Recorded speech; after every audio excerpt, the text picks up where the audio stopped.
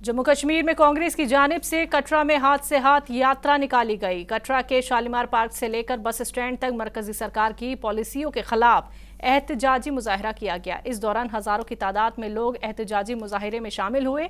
वहीं कांग्रेस रियासती सदर वकार रसूल, सीनियर लीडर रमन भोला समेत कांग्रेस के दीगर नेता भी मौजूद रहे। इस दौरान वकार रसूल ने बीजेपी पर निशाना साधते हुए कहा कि मरकजी सरकार ने जम्मू कश्मीर में लूट के अलावा कुछ नहीं किया।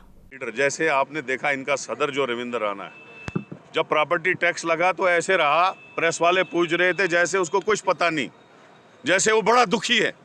लेकिन सारी प्लानिंग जो है आरएसएस के हेडक्वार्टर से, बीजेपी के हेडक्वार्टर से बनता है। अगर वो गवर्नर को बोले रोक दो वो रुक जाएगा, बना दो बना देंगे।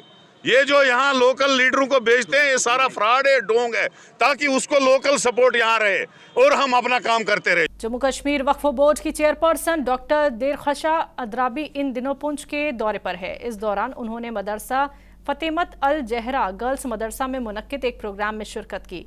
उन्होंने लड़कियों को बेहतर और आला तालीम फराहम करने के लिए तमाम मेंबरान को मुबारकबाद पेश की। और मुझे लगता है पूरी जम्मू कश्मीर में एक वाहिद इंस्टीट्यूशन है जो फातिमतुल ज़हरा रज़ियल्लाहु ताला अन्हा के नाम से मंसूब है। और यहाँ पे बच्चियाँ जो पढ़ रही हैं, 310 बच्चियाँ पढ़ रही हैं। और जो आफ्ताब साहब ने ये इंस्टीट्यूशन खोला है, इसमें कोई सरकारी मुआवनत नहीं है। बिल्कुल ये उन्होंने अपने पैसों से अपनी ज़िंदगी का जो असासा है उसको खर्च करके यहाँ पे ये स्कूल बनाया है।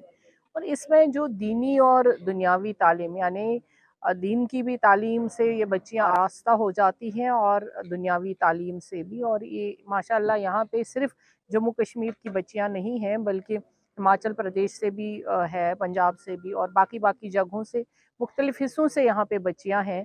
ये फ़ख्र की बात है कि एक ऐसा इंस्टीट्यूशन जो हर एक डिस्ट्रिक्ट में होना चाहिए था, और ऐसी बच्चियों के लिए जिनसे फ़ीस नहीं लिया जाता है, जो फ़ीस दे ही नहीं पाएंगी, उनकी मुआवनत, सारा रहना सहना सब कुछ यहाँ पे हो रहा है। हम वक्फ चला रहे हैं, हमें वक्फ डिपार्टमेंट है, हमें भी ऐसे इंस्टीट्यूशंस की ज़रूरत है। अब जब ये आफ्ताब साहब चला ही रहे हैं तो हम कोशिश करेंगे कि ऐसे इंस्टीट्यूशंस की मुआवनत की भी की जाए। अगर मदरसा बोर्ड यहाँ पे बन जाता था तो वो ज़्यादा हमारे लिए बेहतर था, क्योंकि ऐसे स्कूल जो वाकई रिकग्नाइजेशन के काबिल हैं, इनको वो मुआवनत मिल जाती। लेकिन फिर भी हमारी एडमिनिस्ट्रेशन साथ है, मेरे सारे ऑफिसरान साथ है, तो हम देखेंगे जो वक्फ से बन पाएगा वो भी हम करेंगे। लेकिन हम जब जो यहाँ पे वाकई में बहुत सारे अच्छे लोग हैं जो दिल खोल के ऐसे इंस्टीट्यूशंस की मुआवनत करते हैं, हम उनसे भी अपील करेंगे कि ऐसे इंस्टीट्यूशंस की मुआवनत करनी चाहिए ताकि ये बच्चियाँ सर उठा के जिएं जिस तरह से इनको यहाँ पे तालीम दी जाती है। पुंछ में assistant commissioner intelligence Devdutt Sharma की देखरेख में फूड सेफ्टी महकमे की पूरी टीम मोबाइल टेस्टिंग वैन के जरिए दूध की जांच के लिए जम्मू से भेजी गई। इस बीच मंडी और पुंछ से 42 नमूनों के मौके पर जांच की गई, जबकि 10 नमूने प्रॉपर जांच के लिए जम्मू भेजे गए हैं। हमारी टीम जम्मू से आई है, देवदत्त जी और उनके हमरा हमारी सारे मेरे फूड सेफ्टी अफसर, हमने डिफरेंट जगहों पर जो है वो मिल्क अभियान जो चलाया गया है, वहाँ नाके लगाए गए हैं, दूध को चेक किया गया है और मैक्सिमम जो दूध जो है वो मियार का मिला है। कहीं छोटी मोटी कुछ गलती थी तो हमने जो सर्विलेंस सैंपल उठाए थे, जहाँ कुछ जब टेस्टिंग हुई तो हमें कुछ कहीं गलत लगा तो उसके हमने लीगल नमूने भी जो है उठा लिए गए हैं, वो एनालिसिस के लिए भेज दिए और लोगों को अवेयर किया गया है स्पेशली कि दूध में किसी किस्म की मिलावट नहीं होनी चाहिए। दूध से बने जो प्रोडक्ट हैं, मिठाइयाँ हैं, इस किस्म की चीज़ें हैं, वो भी साफ़ और शफाफ होनी चाहिए और बेहतर होनी चाहिए। तमाम डेयरी ऑनर्स को हमने कहा है सबसे पहले तो अपने आप रजिस्ट्रेशन कराएं फूड सेफ्टी एक्ट के तहत।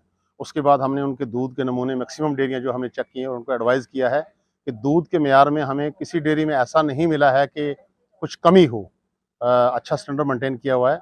इसके अलावा भी हमारी कोशिश रहेगी और तमाम लोगों को, जितने भी डेयरी चलाने वाले लोग हैं जो सुन रहे हैं मुझे, वो अपनी सफाई का खास ध्यान रखें। दूध में किसी किस्म की अगर मिलावट पाई गई तो उसको फूड सेफ्टी एक्ट में बख्शा नहीं जाएगा।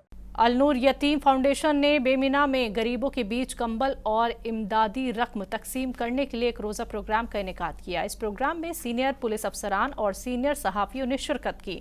प्रोग्राम में तकरीबन 200 लोग शामिल हुए और बच्चों में 1 लाख 83,000 की रकम तकसीम की गई। साथ ही फाउंडेशन ने इन बच्चों की तालीम से जुड़ी परेशानियों को दूर करने की यकीन दहानी कराई। अलनूर फाउंडेशन के सदर ने इस दौरान कहा कि रमजान के महीने में हमने 200 परिवारों की ज़रूरतों को पूरा करने और उन्हें माली मदद मुहैया कराने का हदफ रखा था।